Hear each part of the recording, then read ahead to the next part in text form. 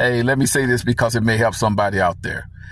In 1 John 4:3, mark that down. It tells us that everyone that confesses that Christ have come in the flesh is of God.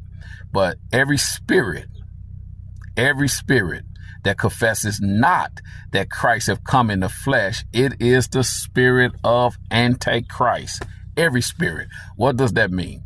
That means if you have an inkling, you have a notion, you have an opinion, you have a thought, you have a view that conflict with the fact that he have come in the flesh, it is the spirit of Antichrist.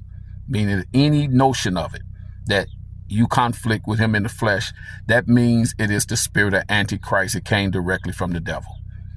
If you have a problem with that, then you in idolatry and don't realize it. And you have millions of Christians that says, well, all that matters is salvation. His color and race, that stuff don't matter. Really? It is the spirit of Antichrist. You've been deceived and don't even realize it. And what they're hiding, because when you reject his race and culture, you rejected his heritage that all the prophets spoke of, that he came through the tribe of Judah. What they really hiding is this. Judah in the 38th chapter of Genesis had kids with 2 African Canaanites. Yes, the Judeans were dark-skinned people with kinky hair. Jesus came through that lineage. And so they're hiding the fact that he came through that lineage of Africans, and they know you won't be able to accept the Gentile version of Christ that they have promoted that have nothing to do with the scriptures. It have a form of it, but it rejects his heritage. The current version of Christianity have a Christ that is well crafted, that leave out his African heritage.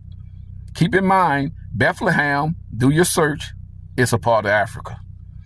Israel was the land of Canaan, it's a part of Africa. Judea was a part of Africa, Canaan. Canaan was the son of Ham. They cutting out his whole African heritage. That's why they're saying, oh, his race and color don't matter. Because then you won't buy the false Christ that they promoting. The Gentile Christ is not the biblical Christ. And that gospel, their version of the gospel is crafted to match that. Yes, it's saying, giving you some truth, but it's cutting out his full heritage. Oh, yeah, you say, well, I know he was born of a Virgin Mary, but his color and race don't matter. So was Mary a clear person? No. She had an actual history and a race and a heritage, and Jesus did too. So every spirit that confesses not that Christ have come in the flesh is the